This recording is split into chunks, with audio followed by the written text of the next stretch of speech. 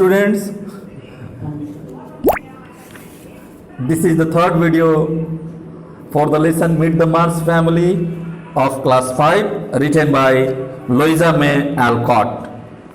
So what we had learnt in the previous video, we read that girls had planned to buy a gift for their mothers separately and secretly. Meanwhile, Joe also reminded the girls to rehearse for the drama Macbeth. Macbeth is a drama written by William Shakespeare. So they were rehearsing for this. Let's see what happens next. अभी तक हमने पढ़ा कि girls जो है बड़े गोपनीय तरीके से और अलग अलग जा करके अपनी माँ के लिए क्रिसमस का गिफ्ट खरीदना चाहती थी, और इसी बीच जो ने फिर बाकी लड़कियों को यानी अपनी बहनों को याद दिलाया कि उन्हें मैकबेथ नाम का जो ड्रामा है जो कि विलियम शेक्सपियर के द्वारा लिखी गई है उसका रिहर्स भी करना है, उसका ट्रेनिंग भी करना है, उसको प्रैक्टिस भी करना है, ड्रामा का प्रैक्टिस करना है। Now let's see what happens. अब देखते हैं कि आगे क्या होता है। Beth was her greatest admirer and thought her to be a regular Shakespeare. Beth जो थी वो मैकबेथ का बहुत बड़ी प्रशंसक थी, यानी विलियम शेक्सपियर की बहुत बड़ी प्रशंसक थी, और वो अपने आप को शेक्सपियर से कम नहीं समझती थी। The rehearse ended with laughter when Joe pretended to be Macbeth. और जो रिहर्सल था, नाटक का जो रिहर्सल था, जो प्रैक्टिस था, वो ठहाकों के साथ खत्म हो गया जब जो ने अपने आप को मैकबेथ दिखाने का प्रयास किया। Glad to find you so Mary, अरे तुम लोगों को इतना खुश देख करके बड़ी खुशी हो रही है। Said a cheerful voice at the door, दरवाजे पर बड़ी ही प्रशंसा भरी आवाज सुनाई पड़ी। The girls rush to welcome their mother, लड़कियां भागते हुए अपने माँ का वेलकम करने के लिए दरवाजे तक पहुंची। अ टॉल मदरली लेडी, एक लंबी सी माँ की तरह दिखने वाली औरत, नॉट वेरी एलिगेंटली ड्रेस्ड, उतने अच्छे बेहतरीन कपड़े तो उन्होंने नहीं पहन रखे थे, but the girls thought she was the most splendid mother in the world and would go to any extent to bring a smile on her face. लेकिन लड़कियों के लिए वो दुनिया की सबसे सुंदर और सबसे बेहतरीन माँ थी, और उसकी चेहरे पर मुस्कान लाने के लिए ये किसी भी हद तक जा सकती थी। So that was a very fascinating bonding between the girls and their mother. Mother first apologized for not coming home for lunch and then inquired about each one of her daughters. सबसे पहले माँ ने क्षमा मांगी कि वो खाना खाने के लिए नहीं आ पाई, दोपहर का भोजन खाने के लिए नहीं आ पाई, और उसके बाद फिर और हर एक लड़कियों के से and inquired about each one of her daughter, और सभी लड़कियों से उसके बारे में पूछा कि आज उन्होंने क्या किया।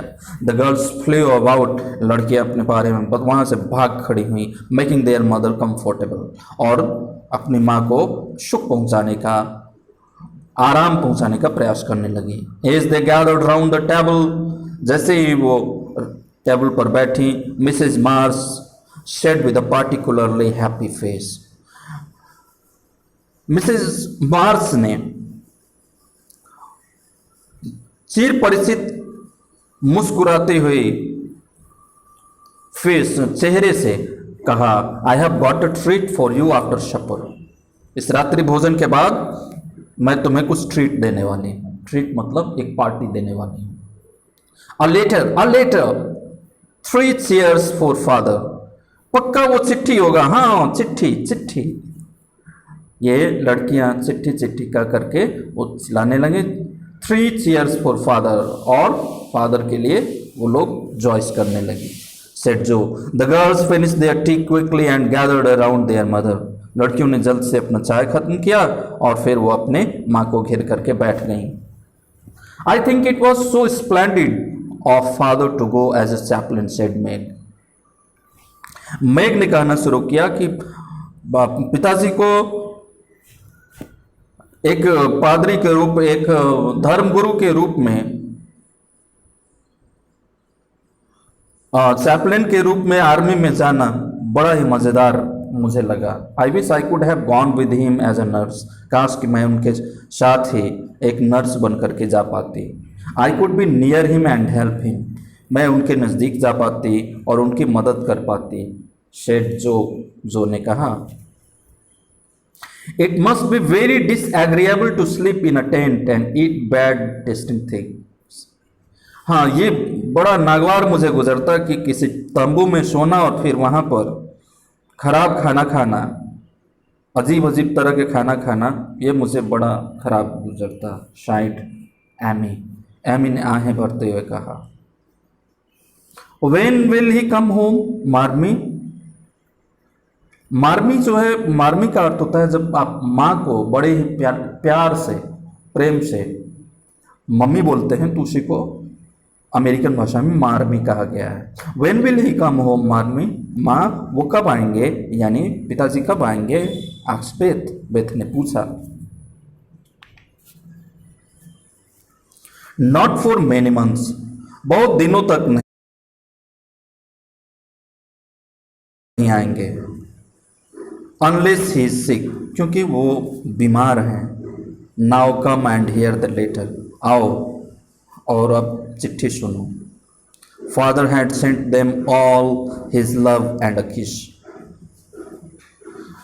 पिताजी ने, उनके पिता ने उनके लिए बहुत ढेर सारा प्यार और एक प्रेम स्पर्श दिया था। ही thought of them all the time. वो हमेशा उनके ही बारे में सोचते रहते थे। He knew they would be loving children and would look after their mother well. वो जानते थे कि उनके बच्चे उनसे काफ़ी प्यार करते हैं और ये बच्चियाँ अपनी माँ का बेहतरीन ढंग से देखभाल करेंगी।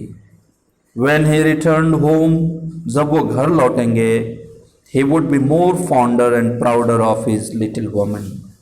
वो और भी ज़्यादा प्रेम और भी ज़्यादा गौरवान्वित महसूस करेंगे इन चारों लड़कियों के ऊपर। All four girls were move to tears as mother came to the end of the letter. सारी की सारी लड़कियां, चारों की चारों लड़कियों के आंखों में आंसू निकल पड़े जब चिट्ठी खत्म हुआ। They all resolve to make their father proud of them. अब वो सारी की सारी लड़कियां अपने पिता को गर्व महसूस कराने के लिए निश्चिंत हो गई। Meg decided not to think of her look all the time. Meg ने निर्णय लिया कि वो हमेशा अपने ऊपर ध्यान नहीं रखेंगे। जो thought of not being a Tom boy anymore. जो ने टॉम बॉय नहीं बनने का निर्णय लिया, वो लड़कों के जैसा बर्ताव नहीं करने का निर्णय लिया। And try to be a little women, और एक लिटिल वोमेन बनने का निर्णय लिया। Amy resolved not to be a selfish hand. Amy ने स्वार्थ सोच नहीं रखने का निर्णय लिया। Beth promised herself that she would be what her father hope to find her when he return. और बेथ ने यह प्रॉमिस किया कि वो वही काम करेगी जो कि उसके पिता ने आशा किया है जब वो लौटेंगे।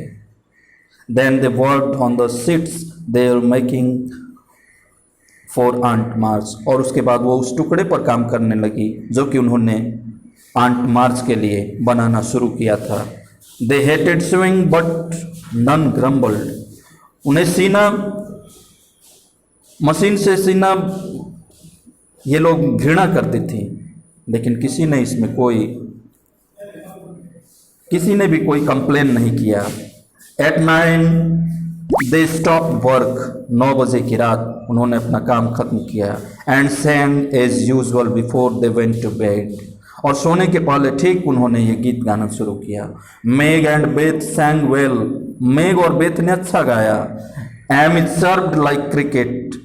एमी जो है किसी झिंगुर के जैसा वो गाने लगी। जो ऑलवेज क्रॉक्ड, और जो हमेशा से ही भद्दा गाती थी।